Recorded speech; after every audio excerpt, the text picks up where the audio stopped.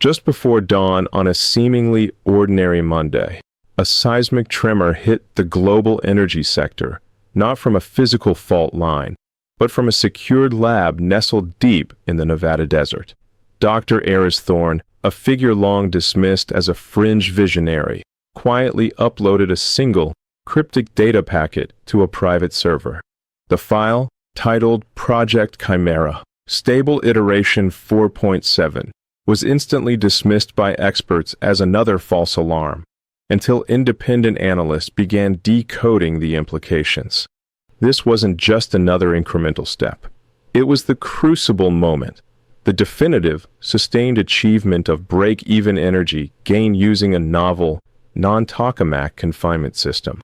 For decades, the promise of clean, limitless fusion energy was perpetually 30 years away. Now, with a quiet digital signal, Thorne didn't just shorten that timeline. He annihilated it. The breakthrough triggers an immediate, chaotic chain reaction. Oil futures plummet by $15 a barrel within the hour. Defense strategists scramble to secure rare earth element supplies. And, most critically, the world's largest energy conglomerates are forced into an unprecedented emergency meeting. The rules of power, geopolitics, and environmental stability have been irrevocably rewritten by one man's late-night upload on December 1st, 2025. The energy future you were promised is here, and no one is ready for the consequences. The air inside the heavily shielded command center of the Project Chimera facility was thick with the scent of ozone and stale coffee. Outside, the Nevada desert was a canvas of inky black, silent save for the distant, low hum of cooling systems. Dr. Eris Thorne, his face drawn by 3 days of continuous monitoring, sat before a bank of screens that flashed indecipherable diagnostic data. For the last 18 hours, he had been watching the Q factor, the ratio of energy produced to energy required, creep toward the impossible threshold. Fusion is, at its heart, the sun's engine, replicated in miniature. For 60 years, scientists have chased the dream of ignition, where the fusion reaction becomes self-sustaining. The standard approach, the tokamak, uses massive magnetic fields to contain superheated plasma. Thorne's team, however, had bet their careers on a radical alternative, the helium-3 inertial confinement system, HICS. Instead of relying on brute magnetic force, the HICS used microsecond-long pulses of tailored, high-frequency radio waves to compress and heat trace amounts of helium-3 isotopes, achieving plasma densities exponentially higher than any conventional method. At 1:37 and 12 seconds a.m., the Q factor indicator, stuck at Q equals 0.985 for almost an hour, spiked. Not just past 1.0, but to Q equals 1.05, then 1.10, then 1.15. Thorne didn't cheer. He didn't even breathe. He simply watched as the control systems locked in the stable, self-perpetuating reaction. This was not a spike. It was a sustained state. He typed a single command into the main terminal, initiating the data transfer protocol. The entire, encrypted 3.8 gigabyte operational log, confirmation videos, and proprietary control algorithms for iteration 4.7 were routed to a private server maintained by the nonprofit Global Energy Accountability Initiative, GAI, a watchdog group founded by a disillusioned Silicon Valley philanthropist. He bypassed all corporate channels, all government oversight, and all academic peers. The decision was final, the act irreversible. They would have buried it, one way or another. This is the only way the world gets to choose, he murmured to the silent room. Chart decreasing the geopolitical earthquake, 2 a.m. to 4:30 a.m. Eastern Standard Time. The data packet hit the GAI server at 4:37 a.m. Eastern Standard Time. Within 20 minutes, GAI's head analyst, Dr. Lena Hansen, was staring at the undeniable verification. Thorne had cracked the code. She immediately triggered a prearranged alert to 3 of the world's most respected, non-aligned energy economists and physicists. The information was too explosive to be released without absolute, triple-redundant validation. By 6 a.m. Eastern Standard Time, confirmation was secured.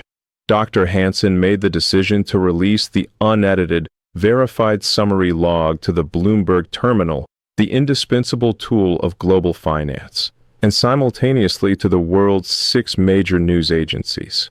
Her accompanying statement was terse.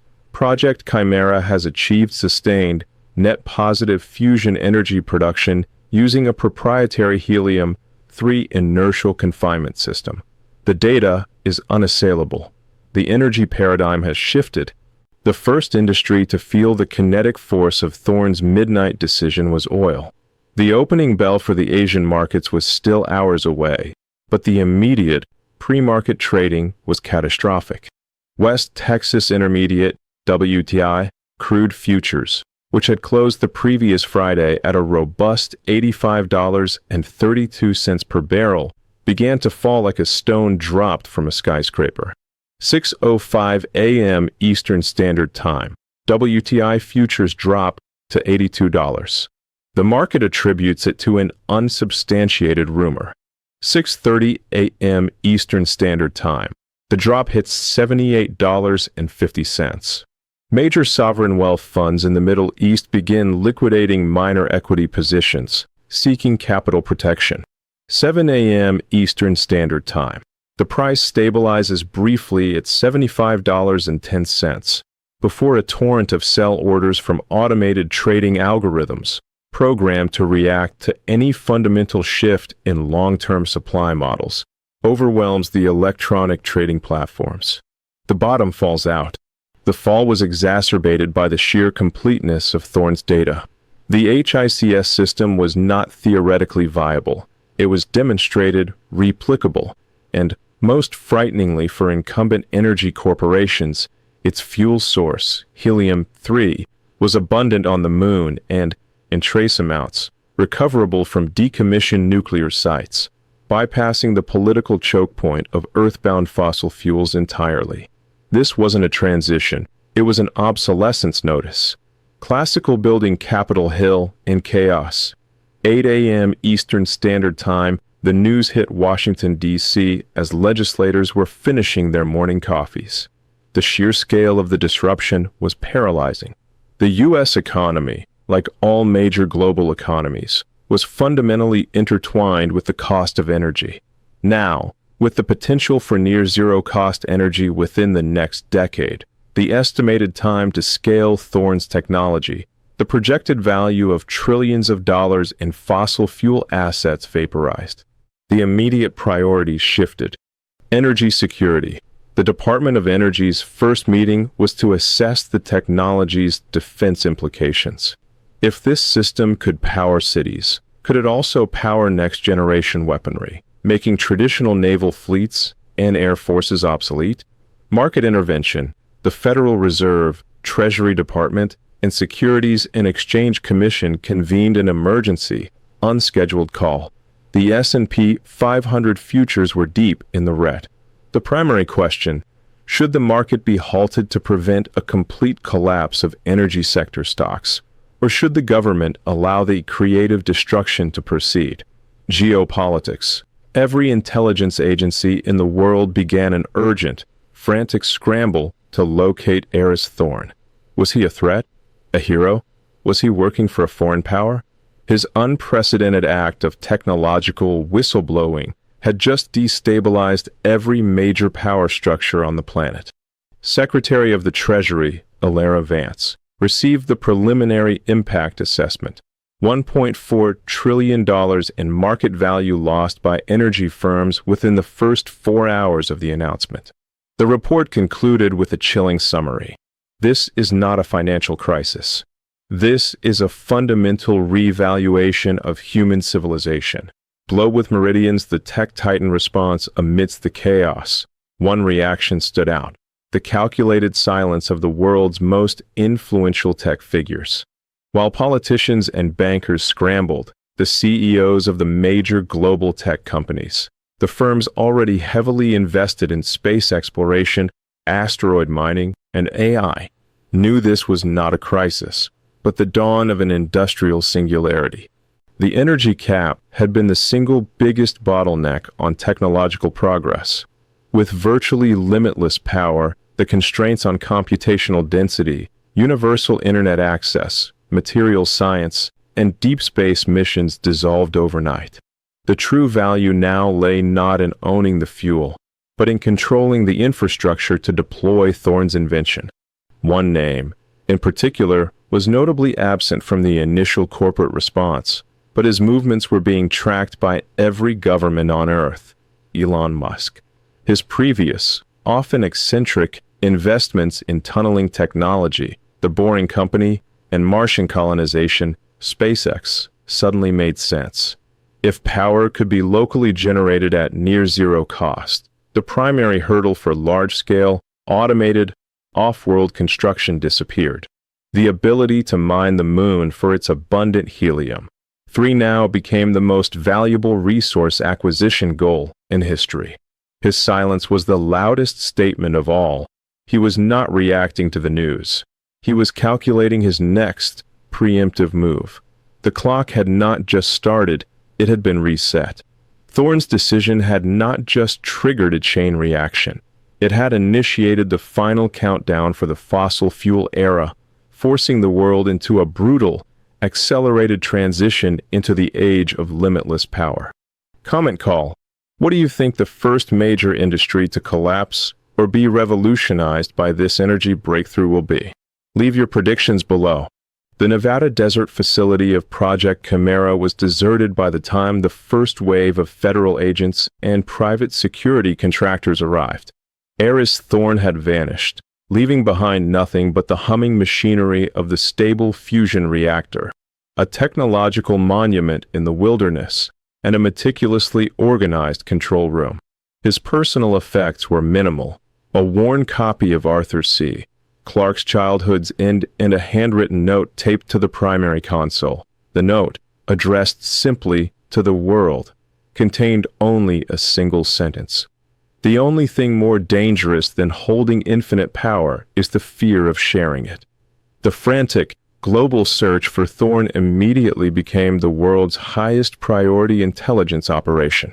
Governments and private entities recognized that the blueprints, though released, were only half the equation. The subtle, iterative refinements, the proprietary knowledge of maintaining plasma stability under HICS conditions, and the unique helium-3 isotope refinement process remained locked in Thorne's mind. The person who controlled Thorne controlled the accelerated timetable for global energy dominance. Intelligence community, the Five Eyes, Russia, China. Their primary objective was capture and containment.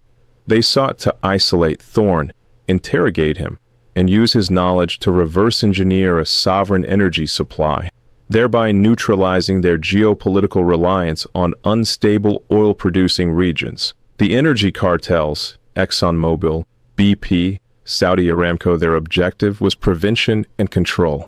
They focused their vast, well-funded private intelligence networks on locating Thorne, not to build the reactors, but to discredit him, claim the data was flawed, and, if necessary, buy the exclusive rights to the technology and suppress it for decades, safeguarding their stranded assets. The tech titans, Musk, Bezos, and emerging Asian conglomerates, their objective was acquisition and acceleration. They viewed Thorne as an asset, a co-founder of the future. Their goal was to offer him total autonomy and limitless resources to scale the technology in preparation for the commercial rollout and, crucially, the lunar resource war they knew was coming. Rocket the geopolitical pivot. The moon's true value, the immediate panic in the fossil fuel markets, was quickly replaced by a realization that elevated the focus from Earth to space. The HICS system relied on helium-3 $3 He dollar, an isotope that is extremely rare on Earth but abundant in the lunar regolith soil. The solar wind, unimpeded by an atmosphere, has been embedding $3 He dollar into the moon's surface for billions of years. before Thorne's announcement, the moon was a scientific and symbolic goal. Now, it was confirmed as the single most valuable piece of real estate in the solar system, holding the key to post-scarcity energy. The established Artemis Accords, an international framework for lunar exploration, instantly shattered. Signatories had agreed on peaceful cooperation and non-appropriation of resources. That gentleman's agreement was now meaningless in the face of trillions in potential revenue and total energy independence. The race became a rush to establish a viable, industrial-scale lunar mining base, the United States. Accelerated funding for the development of its heavy-lift lunar lander and base module programs, moving projected completion dates forward by 2 years. Defense strategists openly discussed the need for orbital resource protection, essentially militarizing low lunar orbit to protect resource delivery lines. China announced the immediate, unscheduled launch of 2 resource mapping orbiters, focusing specifically on known $3\text HEAL-rich areas near the moon's south pole. Their rhetoric shifted from scientific discovery to securing national long-term energy needs. Musk's SpaceX, while public statements remained general, satellite tracking indicated a frenzied pace of manufacturing at the Starship production facility in Boca Chica. Analysts speculated he was preparing to launch a fleet of automated construction and mining rovers, aiming for a permanent, independent lunar infrastructure before any government could formally impose regulations. He wasn't playing by the existing rules. He was building the new infrastructure himself. Bank the market bifurcation. The new triumvirate. By the end of the trading day on Monday, the global financial markets had not collapsed, but they had fundamentally bifurcated. The money didn't vanish. It simply moved into 3 distinct categories: stranded assets. Oil, gas, coal, and infrastructure companies saw their values plunge further. These were assets that were now technically obsolete, regardless of their current production. Transition technologies, lithium mining, solar panel manufacturing, smart grid developers, and battery storage companies saw massive, but volatile, gains. These companies would be necessary to bridge the decade-long gap until fusion reactors could be mass-produced. The fusion future triumvirate, $math 3\text, heed dollar extraction. Companies focused on deep-sea and polar mining. For initial terrestrial $3\text, heave dollar recovery.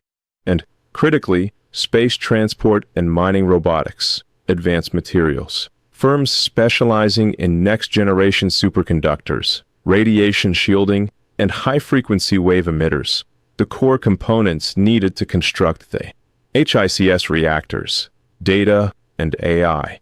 Companies holding the most sophisticated AI for complex plasma modeling, which would be essential to refine Thorne's initial design and scale it into commercial reactors. This shift created a new class of superbillionaires, the fusion barons, whose wealth was based not on extraction, but on intellectual and technological control of the new energy supply chain. Telephone receiver: the Elon Musk connection in his secure, subterranean office, Lara Vance, the U.S. Treasury Secretary, received a high-priority, encrypted call. The caller ID was restricted. Secretary Vance, a familiar, slightly nasal voice began. It was Elon Musk. "Mr. Musk, I assumed you'd be in orbit by now," Vance said dryly. "No need. The moon is where the prize is, but Earth is where the game is played. I need to be clear, Secretary. Dr. Thorne's design is brilliant, but it's only a laboratory proof. To scale it to a commercial power grid requires a vast, decentralized supply chain and an unprecedented relaxation of federal regulatory bottlenecks." Musk then laid out his proposal, a plan that was both altruistic and ruthlessly capitalistic. He offered to use his manufacturing infrastructure and launch capability to begin the rapid development of a fleet of $3\text mining bots for the moon, provided the U.S. government guaranteed his regulatory speed and, more critically, gave him exclusive, priority access to the initial output from the existing national helium-3 reserves for testing. His underlying message was clear. He was volunteering to lead the transition, but he expected to own it. Vance understood the trap: cooperate with the tech titan and accelerate global salvation, but simultaneously grant him monopolistic control over the new energy future. The alternative was a slow, bureaucratically choked, and potentially violent scramble for the moon. The price of infinite energy, she realized, was the surrender of the old political order to the new technological one. Comment call. If you were Secretary Vance, would you accept Musk's proposal and grant him the regulatory and resource priority, knowing it could create a global fusion monopoly? Share your strategy below. Eris Thorne was not in hiding. He was in transit. His carefully orchestrated disappearance led him to a remote, privately owned marine research platform anchored in international waters off the coast of a small, politically neutral island nation. This sanctuary was not chosen for security, but for communication. The platform was equipped with redundant, state-of-the-art satellite uplinks and clean energy backups. It was a lighthouse, not a bunker. Thorne spent the night reviewing the global financial fallout. The $15 oil plunge was confirmation that his radical action had achieved the intended disruption. He wasn't interested in profit or power. He was obsessed with preventing the technology from being weaponized or hoarded. He established an encrypted, two-way communication channel with Dr. Lena Hansen at the GAI. Lena, the data release was successful. The world has the fundamental theory, Thorne typed, his fingers flying across the keyboard. But not the praxis, Eris. The energy companies are claiming the plasma stability data is incomplete. They need the iterative adjustments you made over the last 6 months, the secret sauce. They are offering 9 figures to anyone who can deliver you. The money is meaningless, Thorne replied. The iterative logs are decentralized and set to auto-release if I miss a scheduled check-in. But there's something more critical. I built a failsafe into iteration 4.7. Satellite antenna, the sabotage signal. Thorne explained that the HICS system, while stable, was incredibly sensitive to external, high-frequency radio interference tuned precisely to the compression waveform.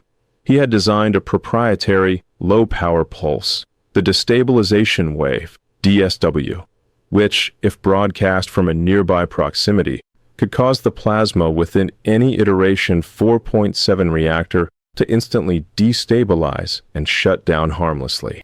This DSW was not a bug, it was the ultimate deterrent.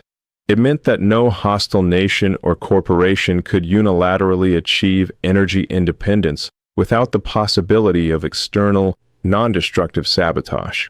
It was a digital peace treaty enforced by physics. I need you to prepare the DSW code for release, Lena, Thorne instructed. It's the final checkmate. If the global powers move toward a military confrontation over the moon, or if any corporation tries to leverage the reactor for geopolitical coercion, the DSW must be released. It's the assurance that no one can ever truly own infinite power. The implications were profound. The fusion reactor, the key to infinite energy, also came with a universal kill switch. The man who had given the world power now held the ultimate veto over its abuse. The knowledge of this digital vulnerability instantly made the reactor a shared global responsibility rather than a military prize. The balance of power was tipping again, from tech titans and governments back to the solitary, brilliant inventor floating quietly in the South Pacific. Comment call. Do you agree with Thorne's decision to create and threaten to release the DSW kill switch, even if it risks temporarily halting the energy transition? Why or why not? Thank you for watching this video. Click here to watch another video that might interest you.